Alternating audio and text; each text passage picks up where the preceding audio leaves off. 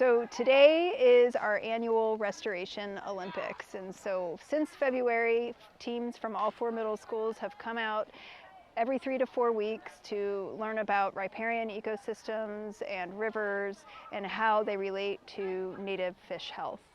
It's exciting. It's like taking a test. You put all of the lessons that you've learned in the past month, basically, into one big finale. There's one station that's working on like riparian areas, and it's like, what do you remove from riparian area? What do you add to it? There's one that's like fish, and it's like, what are the parts of a fish?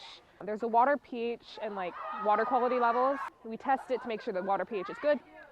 And then there was the microinvertebrates, where we just learned about like the different microinvertebrates and like what their purposes were, and it was really, really fun.